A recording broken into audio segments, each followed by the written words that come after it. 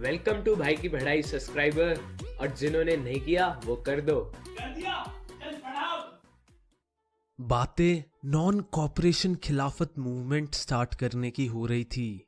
गांधी जी ने अपनी किताब हिंद स्वराज 1909 में लिखा था कि इंडिया में ब्रिटिश रूल इंडियंस के कॉपरेशन यानी सहयोग के कारण इस्टेब्लिश हुआ है और इंडियंस के कॉपरेशन के कारण ही सरवाइव कर रहा है। अगर इंडियंस कॉपरेट ना करें तो ब्रिटिश रूल खत्म हो जाएगा और 1 साल के अंदर स्वराज मिल जाएगा।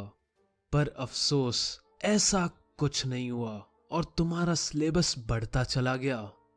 वैसे शुरू में कांग्रेस नॉन कॉपरेशन मूवमेंट के खिलाफ थी क्योंकि इस मूवमेंट के अंदर काउंसिल इलेक्शन को बॉयकॉट भी करना था और वो नहीं चाहते थे कि काउंसिल इलेक्शन को बॉयकॉट किया जाए जो नवंबर 1920 में होना था। और कांग्रेस को लगा इस मूवमेंट से बहुत वायलेंस होगा और इन 2 कारणों से कांग्रेस नॉन कॉपरेशन मूवमेंट को सपोर्ट नहीं करना चाह रही थी। लेकिन दिसंबर 1920 में कांग्रेस ने नागपुर सेशन में नॉन कॉपरेशन मूवमेंट को अडॉप्ट कर लिया।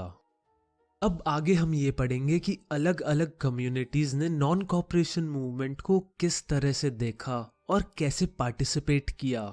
तो नॉन कॉपरेशन खिलाफत मूवमेंट जनवरी 1921 में स्टार्ट हुआ। तो पहले बात करते हैं मिडिल क्लास की। तो मैं तुम्हें 3 पॉइंट्स बताऊंगा। पहला पॉइंट है, हजारों बच्चों ने गवर्नमेंट कंट्रोल्ड स्कूल और कॉलेजेस छोड़ दिए। हेडमास्टर और टीचर्स ने भी रिजाइन कर दिया। लॉयर्स ने अपनी लीगल प्रैक्टिस छोड़ दी।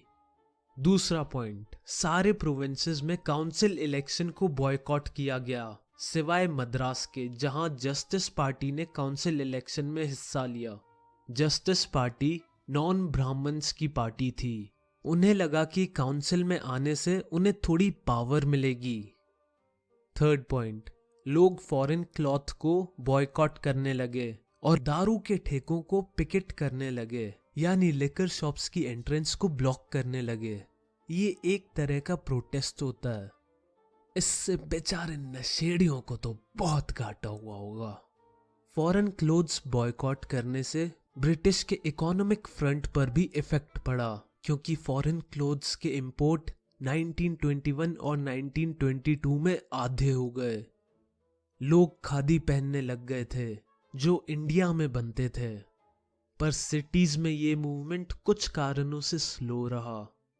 पहला, खादी फॉरेन क्लोथ्स के कंपैरिजन में एक्सपेंसिव थी, तो जो गरीब लोग थे वो ज्यादा टाइम तक फॉरेन क्लोथ्स को बॉयकॉट नहीं कर पाए।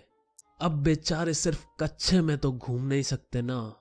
दूसरा कारण था कि मूवमेंट को सक्सेसफुल बनाने के लिए ऑल्टरनेटिव इंडियन इंस्टीट्यूट्स की जरूरत थी, जिनकी इंडिया में बहुत ज्यादा कमी थी। इसीलिए थोड़े टाइम बाद स्टूडेंट्स और टीचर वापस ब्रिटिश इंस्टीट्यूशंस में जाने लगे और लॉयर्स ने भी गवर्नमेंट कोर्ट में काम करना शुरू कर दिया। अब भाई पेट भरने के लिए और बीवी को शॉपिंग कराने के लिए पैसा तो चाहिए ना। शॉपिंग से याद आया, मम्मी ने दुकान से अंडे लाने को कहा था। इतने में अंडे लाऊं, तुम एक ब्रेक ले लो। मिलते हैं नेक्स्ट एपिसोड में।